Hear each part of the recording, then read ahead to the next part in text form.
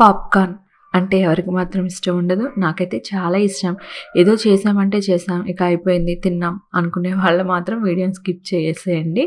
కానీ తినేది బాగుండాలి, పిల్లలకి చాలా ఇష్టంగా మనం పెట్టుకోవాలి అంటే అది చాలా బాగుండాలి రెసిపీ అనేది. మనం రెగ్యులర్గా తెచ్చుకునే పాప్కార్న్, యాక్టివ్ పాప్కార్న్ లాంటివి అయితే కలర్ అనేది ఈవెన్గానే వచ్చేస్తుంది.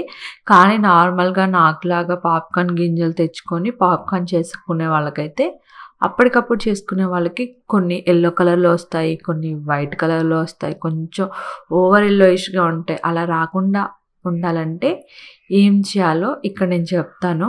నేను చేసిన పాప్కార్న్ ఫస్ట్ క్లియర్గా చూడండి. అక్కడ ప్రతి పాప్కార్న్ కలర్ అనేది ఆల్మోస్ట్ సేమ్గా ఉంది. టేస్ట్ కూడా ఇలా చేసుకుంటే చాలా బాగుంది. అప్పటికప్పుడు ఆయిల్లో ఉప్పు పసుపు వేసి పాప్కార్న్ గింజలు వేసుకొని పాప్కార్న్ చేసుకునే దానికంటే కూడా ఇలా చేసుకుంటే అన్ని రకాలుగా చాలా బాగుంది అనిపించింది. ఫస్ట్ అయితే 4 టేబుల్ స్పూన్స్ ఆయిల్ తీసుకోండి. అందులోకి ఫుల్ టేబుల్ స్పూన్ సాల్ట్ వేసేసుకొని, హాఫ్ టేబుల్ స్పూన్ పసుపు వేసుకొని, ఇదంతా పసుపు ఆయిల్లో బాగా కలిసేలాగా ఒకసారి మిక్స్ చేసేసుకోండి. ఇక్కడ నేను 100 గ్రామ్స్ పాప్కార్న్ తీసుకుంటున్నాను. ఒకవేళ మీరు ఎక్కువ క్వాంటిటీలో తీసుకోవాలంటే ఆయిల్ అనేది పాప్కార్న్ మునిగేలాగా ఉంటే సరిపోతుంది. దానిపైన లేయర్ లాగా ఆయిల్ రావాల్సిన అవసరం లేదు. కరెక్ట్గా గింజలకి ఈక్వల్ హైట్లో ఆయిల్ అనేది వస్తే సరిపోతుంది. ఒకసారి మిక్స్ చేసేసుకొని పాప్కార్న్ వేసిన తర్వాత మూత పెట్టి 3 అవర్స్ పక్కన పెట్టండి. ఇలా 3 అవర్స్ పక్కన పెట్టడం ద్వారా ఈ సాల్ట్ ఇంకా పసుపు అనేది ఈ గింజలకి బాగా పడుతుంది. అండ్ కలర్ కూడా అన్నీ ఈక్వల్ కలర్లోనే వస్తాయి. ఒకటి తెలుపు, ఒకటి పసుపు, అలా కాకుండా చాలా నీట్గా ఉంటుంది చూడటానికి కూడా. 3 అవర్స్ తర్వాత మరొకసారి మిక్స్ చేసేసుకొని మందంగా ఉన్న కడాయిలోకి ఈ పాప్కార్న్ని వేసేయండి. ఒకవేళ మీకు ఆయిల్ ఎక్కువ అవుతుంది అని అనిపిస్తే కొంచెం ఆయిల్ అనేది మీరు పక్కకు తీసేసుకోవచ్చు. ఇప్పుడు ఫస్ట్ మీడియం ఫ్లేమ్లో మనం ఈ పాప్కార్న్ని కంటిన్యూస్గా మిక్స్ చేస్తూనే ఉండాలి. కంటిన్యూగా మిక్స్ చేయాలి. అలా అయితేనే పాప్కార్న్కి అన్ని సైడ్లు టర్న్ అయ్యి బాగా ఫ్రై అవుతుంది. అంటే బాటమ్ సైడ్ మంట ఉన్న సైడ్ పాప్కార్న్ ఉంటే అది మంచిగా ఫ్రై అవుతుంది అనమాట. అలాగే కంటిన్యూగా మిక్స్ చేస్తుంటే అన్ని సైడ్స్ బాగా ఫ్రై అవుతాయి. ఇలా కొంచెం ఆయిల్ బాయిల్ అవుతుంది అనిపిస్తుంది. అప్పుడు మనం ఇంకా కంటిన్యూస్గా మిక్స్ చేస్తూనే ఉండాలి. వదిలేయద్దు, కంటిన్యూస్గా మిక్స్ చేయండి. ఇప్పుడు చూడండి, కొంచెం పాప్కార్న్ అనేది వైట్ కలర్లోకి వచ్చింది అనిపిస్తుంది. ఇలా వైట్ కలర్లోకి వచ్చినప్పుడు మూతని అడ్డం పెట్టుకోండి. అప్పుడు పాప్కార్న్ సౌండ్ అనేది స్టార్ట్ అవుతూ ఉంటుంది. ఇక్కడ నేను సౌండ్ కూడా వినిపిస్తున్నాను. చాలా సాటిస్ఫైయింగ్గా ఉంటుంది. ఒకసారి వినండి.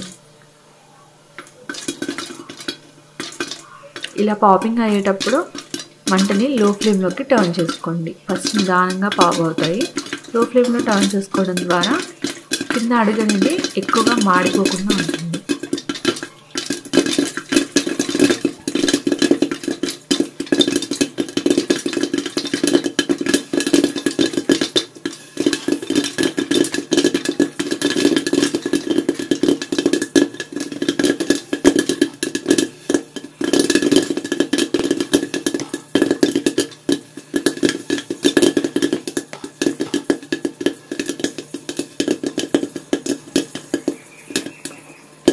పాపింగ్ ఆగిపోతుంది అని అనిపించినప్పుడు ఒకసారి షేక్ చేయండి.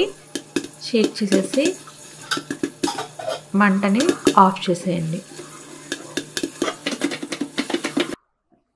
తర్వాత వెంటనే పైన ఉన్న లిడ్ని ఓపెన్ చేసేయండి. లేకపోతే ఆ ఆవిరికి మళ్ళీ ఆ వాటర్ అనేది లిడ్లో నుంచి కిందకి వెళ్ళిపోయి పాప్కార్న్ అనేది మెత్తబడుతుంది అనమాట.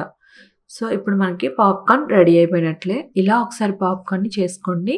చక్కగా అన్నీ నీట్గా ఒకేలా కనిపిస్తాయి. అలాగే మనం పాప్కార్న్ బయట బండి మీద కొనుక్కొని తింటే ఎలా ఉంటుందో అలాగే ఉంటుంది. ఆ క్రంచీనెస్ కానీ కలర్ కానీ మనం ఏదో చేసామంటే అప్పటికప్పుడు ఆయిల్ ఉప్పు పసుపు వేసి పాప్కార్న్ చేసిన దానికంటే కూడా ఇలా చేసుకోండి, చాలా బాగుంటుంది. ఇది పాప్కార్న్ చల్లారిపోయిన తర్వాత ఎయిర్ టైట్ కంటైనర్లో, అంటే మూత గట్టిగా ఉన్న డబ్బాలో మనం పోసుకున్నామంటే 1 వీక్ పాటు స్టోర్ ఉంటుంది. అలాగే మెత్త కూడా పడవన్నమాట. ఇలా చేసుకొని స్టోర్ చేసుకుంటేనే మెత్తపడకుండా ఉంటాయి. మీరు వీడియో చూసారు కదా, నచ్చితే డెఫినెట్గా లైక్ చేయండి. అండ్ మీరు కన్నా ఈ వీడియో చూసి ట్రై చేస్తే ఎలా వచ్చిందో నాకు వీడియోకి వచ్చి బ్యాక్ వచ్చి ఒకసారి కామెంట్ చేయండి. Thanks for watching.